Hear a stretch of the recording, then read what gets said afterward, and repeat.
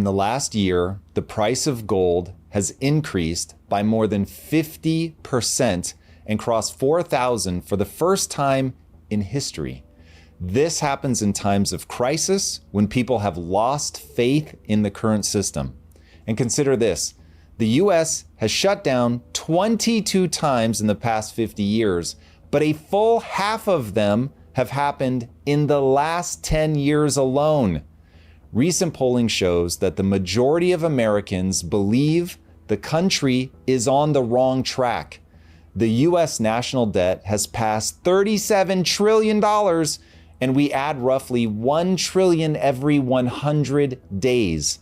And interest payments will top $1.1 trillion this year, more than defense or Medicare.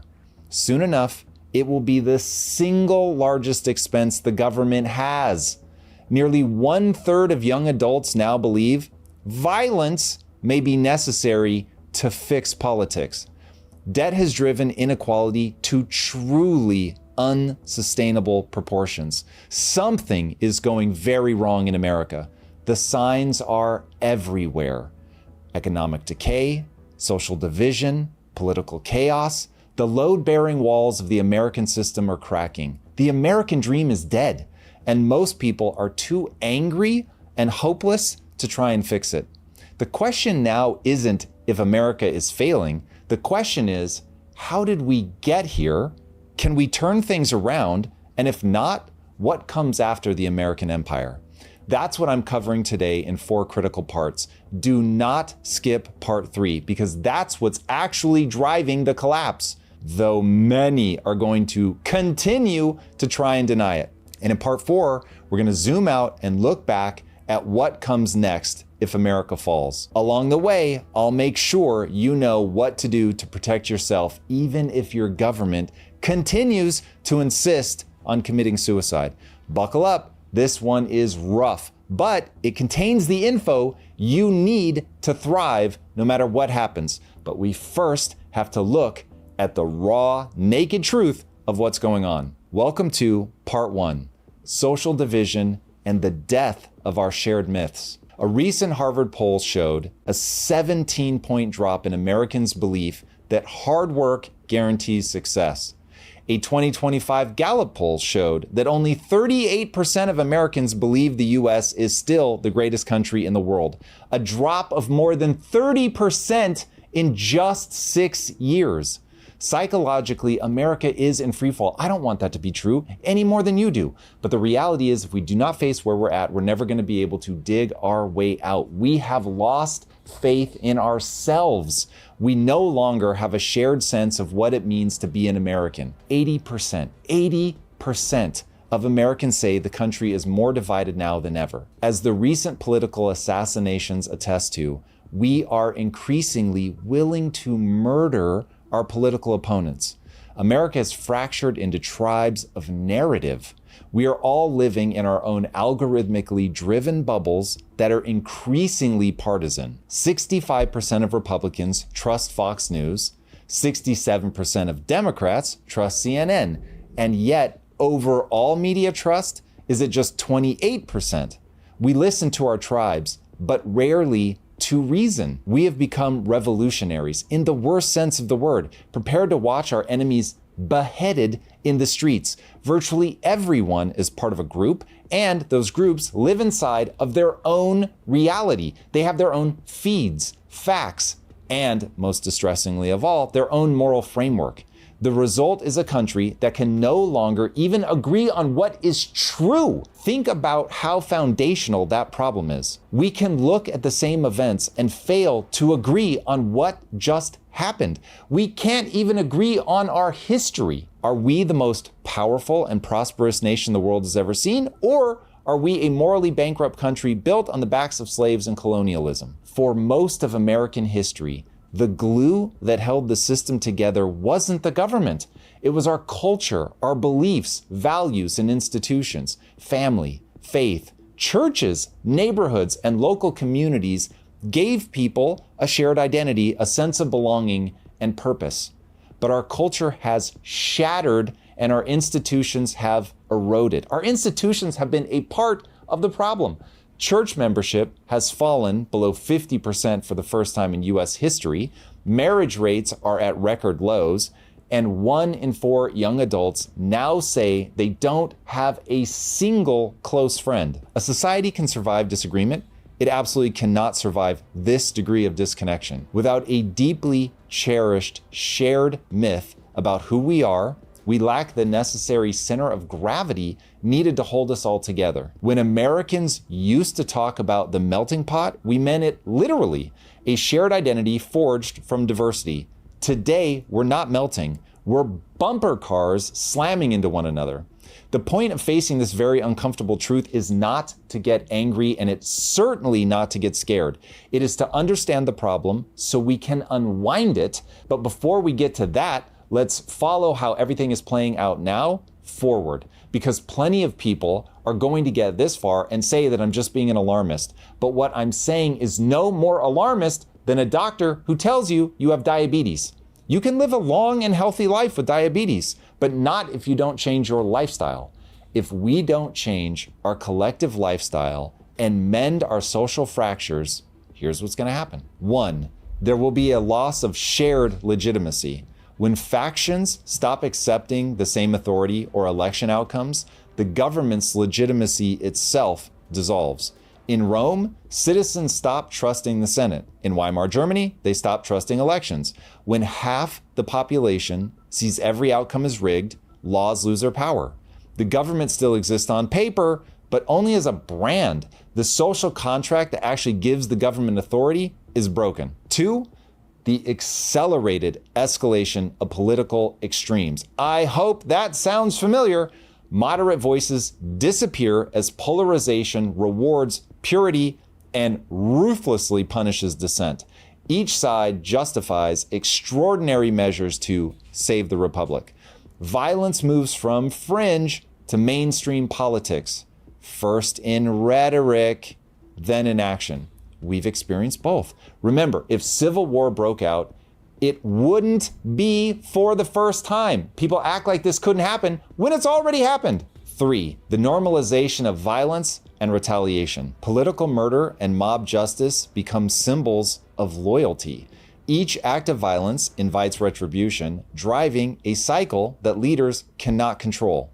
Public fear then creates space for authoritarian consolidation. Late in the Roman Empire, Rome suffered from many political assassinations. The French Revolution was made even more horrible by its purges. And then there was open violence in the streets of Germany as the Weimar Republic fell apart. With Antifa, which I'll call today's brown shirts, and the recent spree of political assassinations, we're already seeing foreshadowing of just how bad this could get. 4, there's a centralization of power and the erosion of liberty. Citizens trade freedom for order, and institutions surrender authority to a strong hand. The bureaucracy grows while accountability shrinks. Temporary emergency powers become permanent governance. Looking back, you saw this with Napoleon's coup, Lenin's emergency powers, and Hitler's Enabling Act. All right, that's where history tells us we're going to end up if we don't repair our social fractures now. So, how do we do it? Here's the recipe. 1, reward free speech, not conformity. Truth does not come from decree. It comes from debate.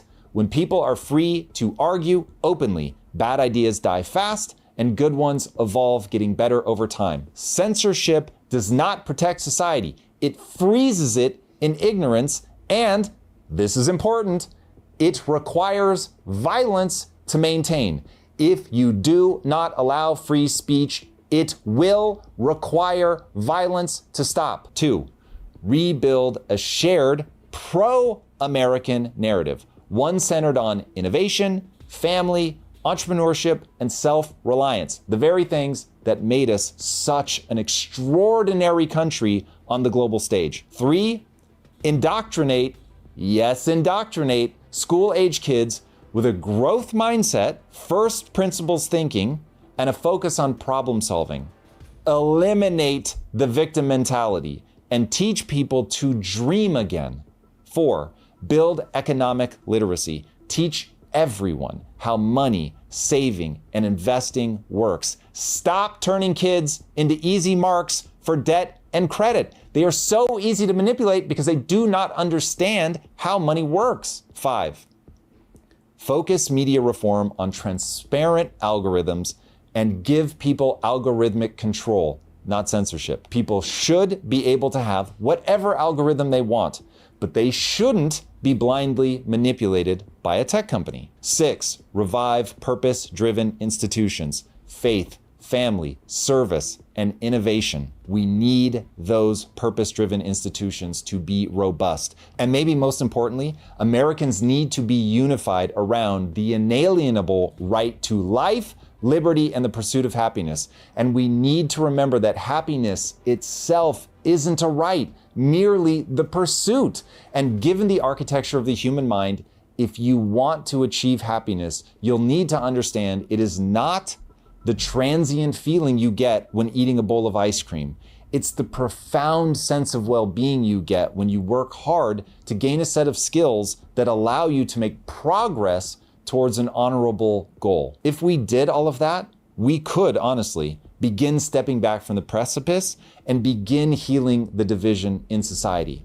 But that's only one of 3 areas that we need to heal. So welcome to part 2, political chaos, an empire in free fall. More than 80% of Republicans believe all of Trump's criminal charges were clear cases of a weaponized legal system. More than 80% of Democrats believe Hunter Biden's cases were the same way. Startlingly, the US ranks 43rd globally for public trust in election integrity. That is wild. And for the last decade and a half, congressional approval ratings have hovered in the teens to low 20s due to polarization, gridlock, and shutdowns. And that's not to mention that the US government has failed to pass a federal budget on time in nearly 3 decades. Distrust in the American government is skyrocketing, and it's starting to manifest in dangerous ways. In less than a decade, credible threats of violence against members of Congress have more than doubled, with another 50% increase projected in just the next 12 months. Policies matter, and when the government lacks real leaders with a clear and economically sound vision for prosperity, politics devolves into populist theater. Shutdowns, debt ceiling standoffs, and impeachment threats have become seasonal productions of a play I hate. They are predictable spectacles that serve no purpose beyond assigning blame and creating drama and political leverage. That's where we are. Politicians are all trying to play the strongman by promising their constituents that they're finally gonna get everything they want. The other party is demonized and blamed for all of our woes. Spoiler alert, everyone is to blame. There is so much money in politics and so much anger in the populace that the policies are designed merely to get the politician elected and then placate the donors. And we, the voters, surrender our will and determination to the government in exchange for free shit. It doesn't matter if the politician is a Democrat or Republican. Everyone is promising more free stuff because that's what we, the voters, demand of them if they want our vote. The big beautiful bill was passed, which was already fiscally irresponsible, and then the Democrats shut the government down because they wanted to make it even more irresponsible. The bureaucracy has metastasized and is growing unchecked like a tumor. Each new law or emergency program creates another department, another layer of regulation, another dependency, and the odds are that they're never going to be undone. Politicians promise to reduce the size of government, and they may even eliminate some departments, but then they keep deficit spending in record numbers. And the bigger the system grows, the less anyone is accountable to how it actually performs, and the faster we hasten our own economic decline. It's as if we have lost all sense of cause and effect. We become so fearful that our voting patterns are purely short-term thinking. What's best for me right now, today? Tomorrow, that is somebody else's problem.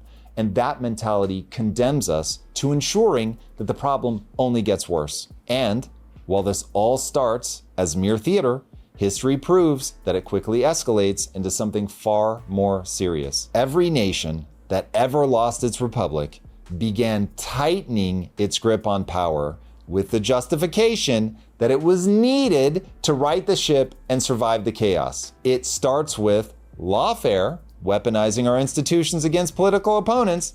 That turns every indictment, every congressional hearing, every impeachment into war instead of justice.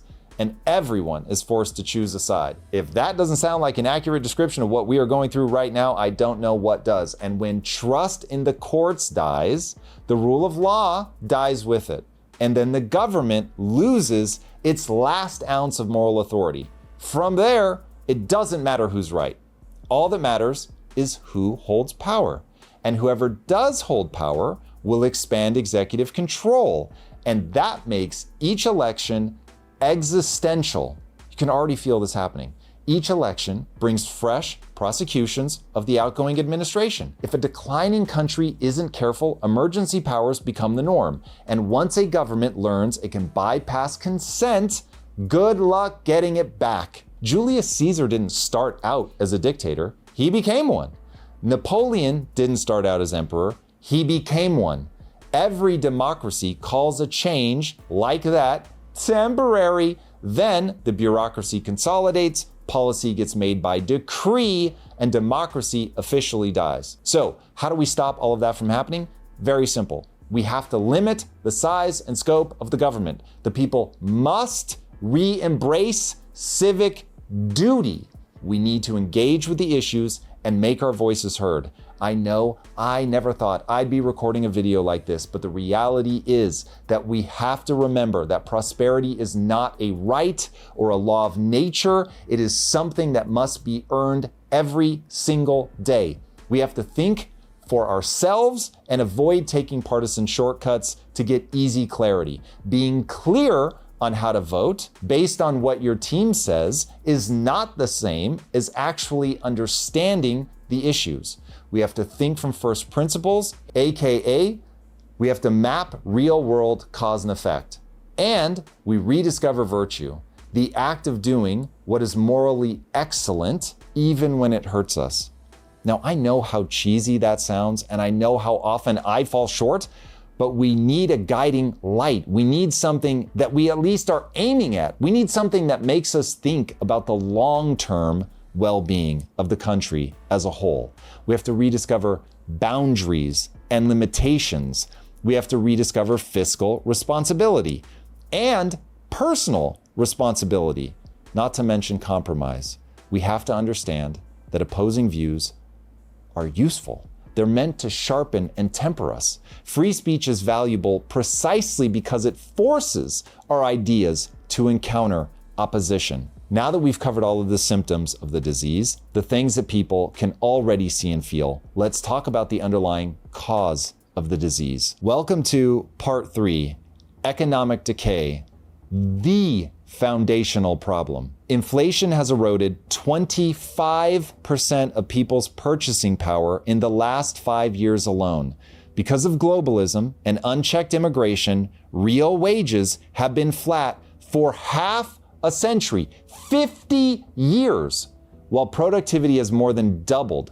All political parties dramatically overspend, leaving the government at 122% debt to GDP. And every country except one that has ever gone over 130% debt to GDP for any meaningful period of time has ended up in revolution or civil war. To avoid going over 130%, the government will have to print more money, which will drive more inflation, which will make the economic life of young people that much more impossible. The only way to escape the state-sponsored theft of your money via inflation is to own assets. Unfortunately, the only asset that people intuitively understand is a home, and housing prices grew by approximately 408% from 1985 to 2023, while incomes only rose by roughly 240%. Said another way, In 1985, the median home cost roughly 3.5 times the median household income. But now that ratio has shot up to 5.3 times. And interest rates are higher now than they've been for nearly 30 years. So young people have literally been priced out of the American dream. And without anywhere to hide from the devastating effects of inflation, they feel hopeless. Economies are gamified. You do a thing and you get a reward, money. And you use that reward to buy a thing you want, let's say a house. And that feedback loop keeps people playing the game. So when that reward feedback loop breaks, people just stop playing the game altogether. And that is where we are today as a country. Unemployment is skyrocketing. People are just pulling out of the game. And increasingly, young people are looking to scrap the current system entirely because they just want to move to something better, whether they know what that is or not. And the problem is, for the most part, it's not. Their proposed solutions, such as socialism, will only push assets further and further out of reach, accelerating the economic death spiral that has led them to want socialism.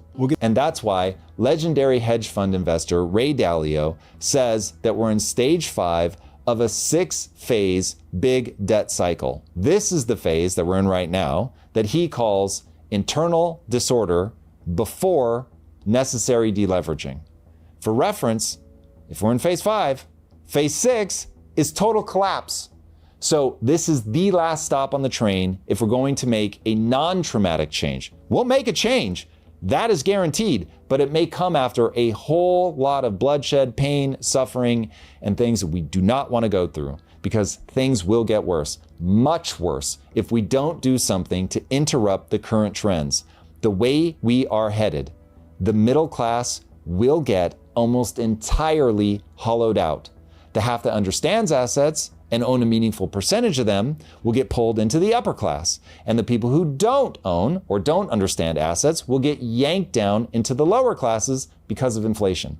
And when a government deficit spends, it is forced to borrow just to cover the ever-increasing amount of debt that they're racking up, just to cover the interest on the debt it's already racked up. This is known as a debt death spiral, and it leaves the government in an increasingly weakened position where debt is constantly stacking up endlessly until the debt burden becomes so extreme that the country tears itself apart from the inside out of frustration, or some politician finally shows up that has the balls to balance the budget and alleviate the debt burden by making brutal, unpopular decisions that are ultimately necessary to save the economy. And I don't see anybody like that on the horizon. It is absolutely critical that we stop this runaway process before it ends in default, which would be catastrophic and would certainly spell the end of the dollar as the world's reserve currency. Now, how do we actually do that?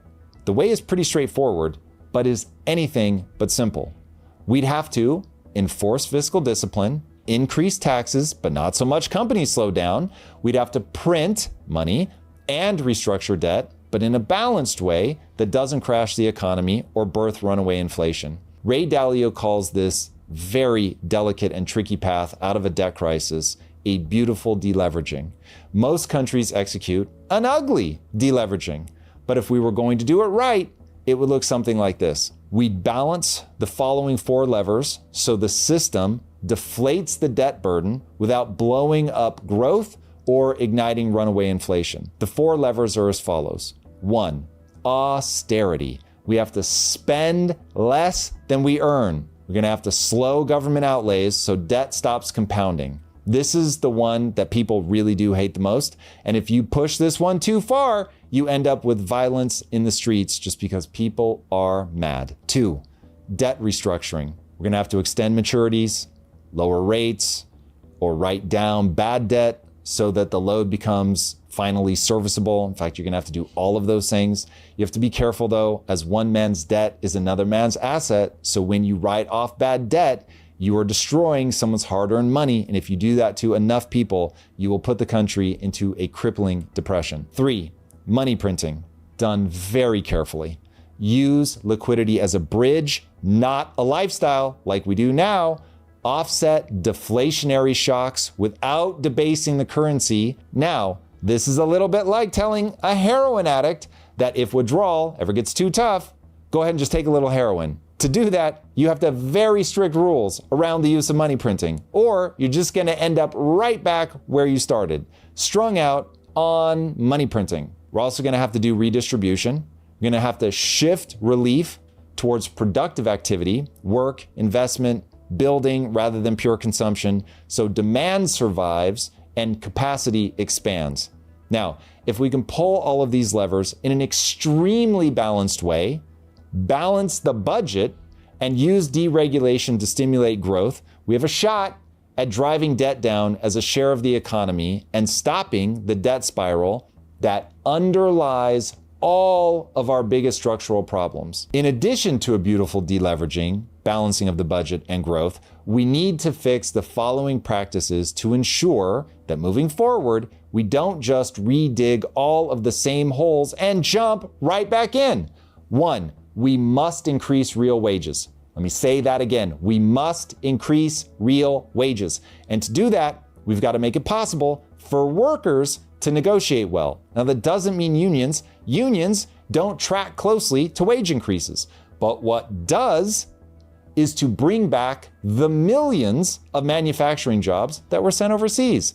We also have to stop exporting jobs to the cheapest countries, and we need to stop importing the cheapest labor. 2, make housing affordable again. Start by deregulating housing to stimulate building and increase the available supply. In areas like Houston, Texas, where it's easy to get a permit to build, housing prices have remained reasonably stable as other areas of the country have gotten completely out of control. 3, ensure people have access to hard money. Unless we abolish the Federal Reserve and do away with fiat currency, that's what allows for money printing, there's no way the government is going to stop money printing. As long as money printing exists, the government has a moral obligation to allow people the refuge from inflation that a hard money provides.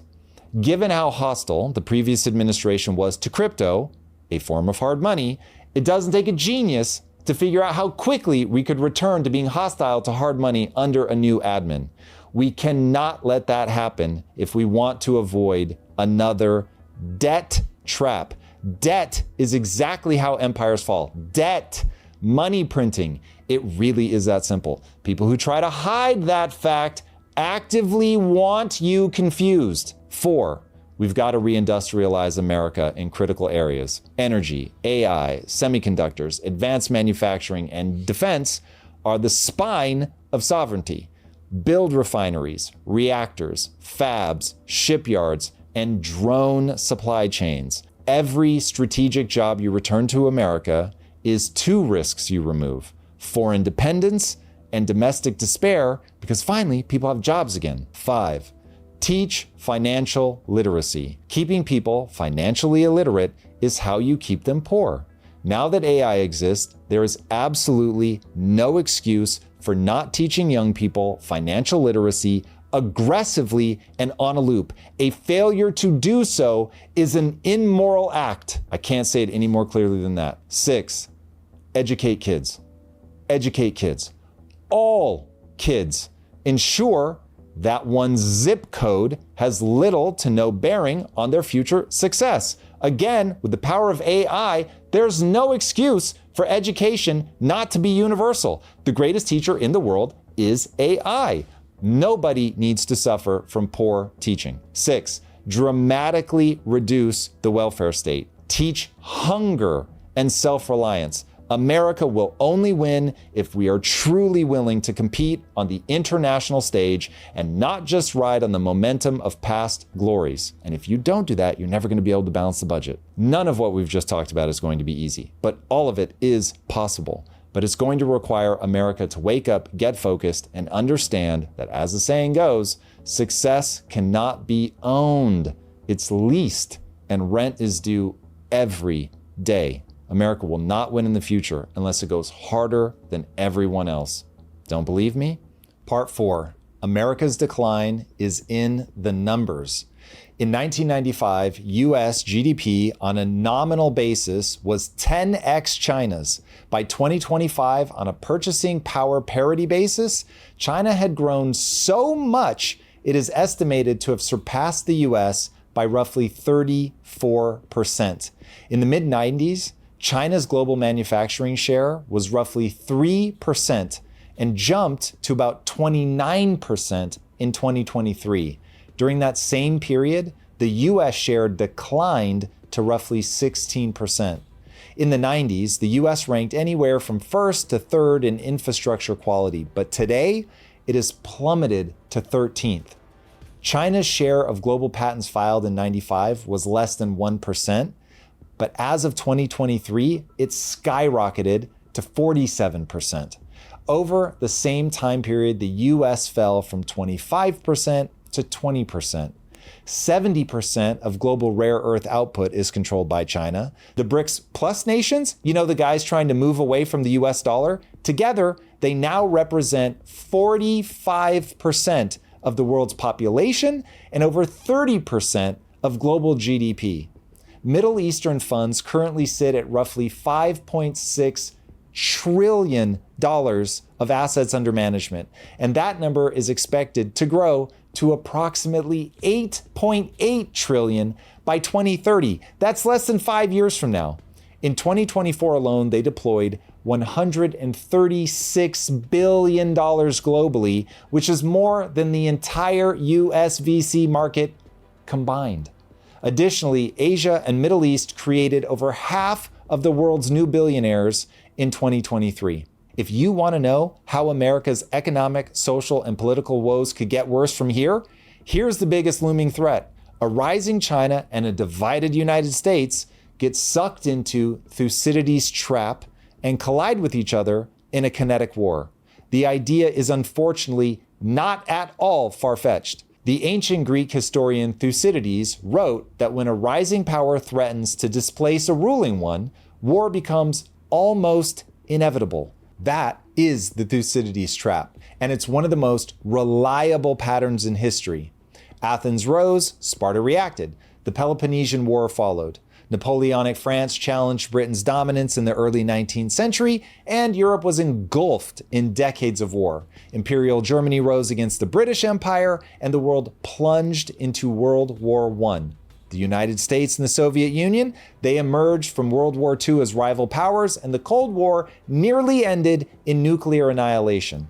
In total, 12 of the last 16 times a rising power challenged an established hegemon, the confrontation ended in open conflict. That is the trap we're in danger of falling into right now, and it would be catastrophic. Take Taiwan. China's leader Xi Jinping has expressly stated that China does not renounce the use of force and reserves the option of taking all necessary measures. Additionally, Xi has told his country directly to, and I quote, prepare for war. Speaking directly to the US, when Trump first threatened China with tariffs, a Chinese official said, if war is what the US wants, be it a tariff war, a trade war, or any other type of war, we're ready to fight till the end. The jockeying for power between the US and China has been going on for quite some time. At the start of this century, 85% of global trade was conducted in USD. Today, that number has dropped to under 60%, and it's declining every year. And as Kevin Rudd points out in his book on Xi Jinping, China's leader has fundamentally changed the nation's posture since taking power in 2012. Xi has abandoned the cautious, hide your strength and bide your time diplomacy of Deng Xiaoping, and he's replaced it with a doctrine of assertive rejuvenation, reclaiming China's historical place as the central power in Asia and ultimately a co-equal or superior to the United States. China is not the quiet rising power it once was. Xi has centralized control, purged rivals, and written his own ideology, Xi Jinping thought, into the Chinese constitution. He's fused the Communist Party, the private sector, and the military under one strategic mission: national rejuvenation by 2049. And that means openly challenging the US. That shift from humble participant to aggressive competitor explains much of what's unfolding right now. And even if Xi is losing power in China, we don't know that he's going to be replaced by anybody that would feel any differently. A multipolar order is emerging. China is consolidating regional influence through trade, infrastructure, and security networks, filling the void that's been created by America's internal chaos. Capital will eternally migrate towards regions with growth, hunger, and discipline. And the West has grown very comfortable, and many factions inside the US body politic are openly hostile towards capitalism and prosperity itself. We no longer celebrate success, we demonize it. Our people debate fairness while other competitors chase greatness. Make no mistake, countries like China and the UAE are playing to win. And if America doesn't reignite its own passion for innovation and global dominance, we will fall back in the pack.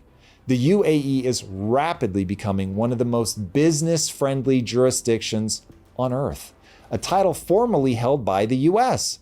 They know oil's future is limited, so they are using today's profits to establish tomorrow's industries: finance, technology, tourism, logistics, sports, and entertainment.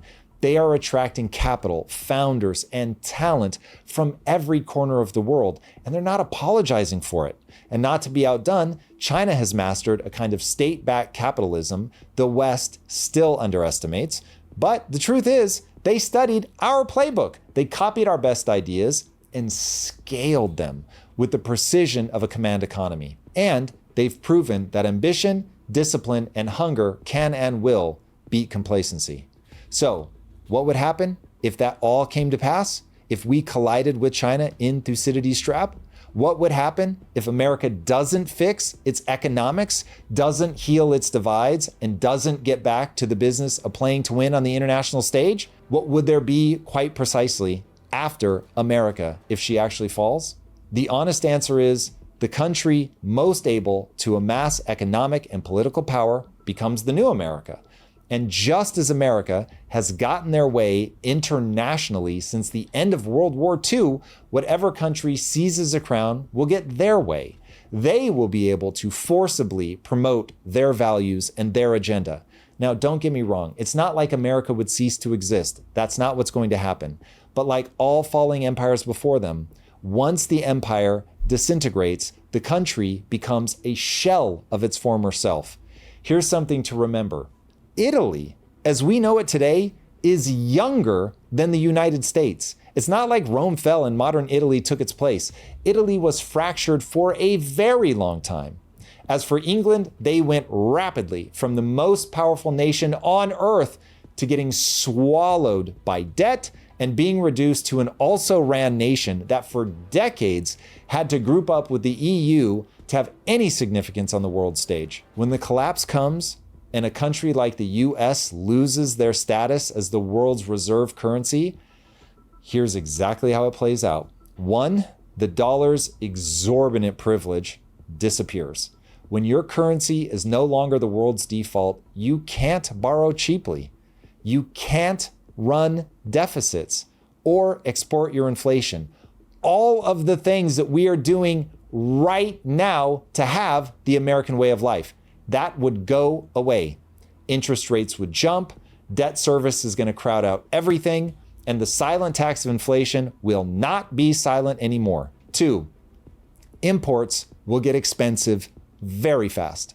A weaker currency means higher prices for energy, food, medicine, technology, basically everything.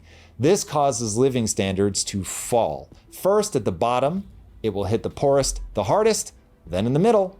Also, the political center will not survive sustained price shocks. More extremism will therefore rise. 3, capital is going to fly out of the country, and so will talent. Money moves to jurisdictions with stability and a high yield. Founders, scientists, and top earners are going to go where their work can compound. What's left behind is lower productivity and higher resentment. And then a real downward spiral begins to set in as the country can't borrow or generate the capital that it needs to grow. 4, the sanction weapon dulls. If the world doesn't need your currency or your banks, it doesn't fear your economic penalties. Right now, America gets its way on the world stage largely through economic might. We leverage money with countries to get what we want from them. And that soft power would disappear very rapidly once we're not the reserve currency. Swift pressure, secondary sanctions, export controls, everything loses its bite. Nobody's going to care anymore.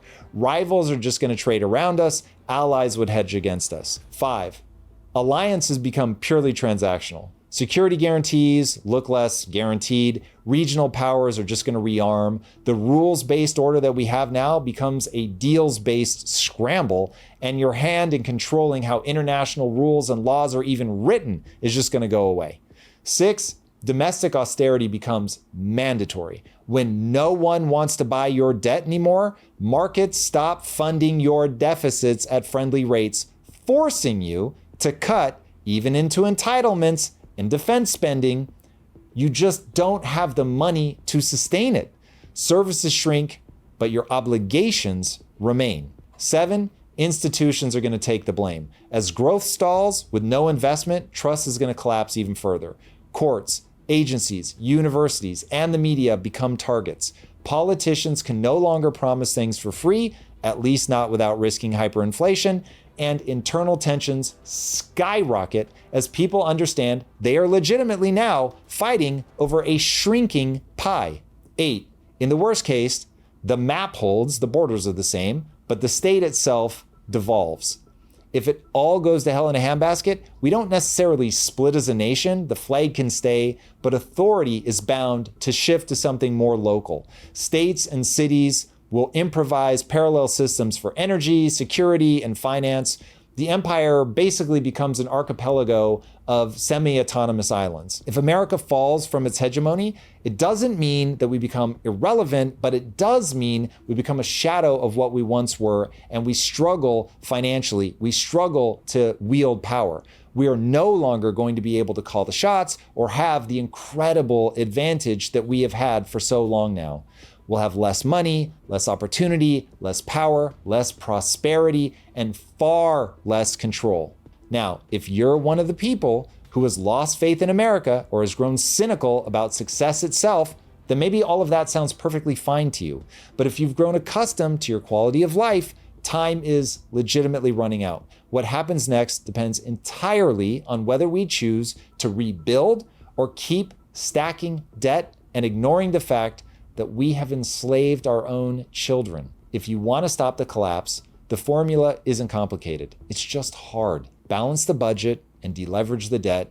Get honest about what we can afford and stop spending more than we collect. It will be politically brutal. I get it. But pain now beats ruin later. Shrink the government, cut the red tape that strangles economically valuable production. Bureaucracy does not create wealth. It absorbs it. Cut the fat, simplify the rules, and make it possible to build without begging for permission. Bring real jobs home. Re-onshore the critical sectors, things like energy, chips, defense, advanced manufacturing, and drones, to name a few. Once we're making things again, workers will finally have more leverage, which will help them drive real wages up. And if we stop money printing, the middle class will stop dissolving. And for the love of God, ensure that people have access to sound money and a home they can afford. Stop punishing savers and forcing people to gamble in the stock market. If the Fed won't protect the dollar, our government has a moral obligation to give people access to systems that can. Bitcoin, hard assets, etc. And above all, rebuild the story of what America is. We have to have a shared narrative, a shared belief in what this country is and what we stand for. We have to reunite around innovation, ambition, and global leadership. Remember who we are, an experiment in freedom, a government that believed the people know best, not some dictator or king. We are the nation that courted the world's most adventurous, freedom-seeking people. We didn't promise that everyone would win, only that everyone would have a shot. And from that, we built the most successful country the world has ever seen. Every generation hits a crossroads. This is ours. We either rediscover discipline, hunger, and purpose, or we accept managed decline. No one is coming to save us. Not Washington, not Wall Street, not Silicon Valley. It's up to us as individuals. So pick up the tools, build, create, compete. If we do that, we can still write the next glorious chapter of this country ourselves. And if we don't, history will write it for us as yet another cautionary tale of an empire that let debt and decadence tear it apart. All right, if you want to see me explore ideas like this live in real time, if you want to be a part of the conversation, a part of the debate, make sure that you join me live Wednesdays and Fridays at 6 a.m. Pacific, where we go live on YouTube, Twitch, and X. I will see you there. And until next time, my friends, be legendary. Take care. Peace. If you like this conversation, check out this episode to learn more. In 2018, an autonomous vehicle hit and killed Elaine Herzberg in Tempe, Arizona, marking the first time a human was killed by an AI. In 2020, according to a contested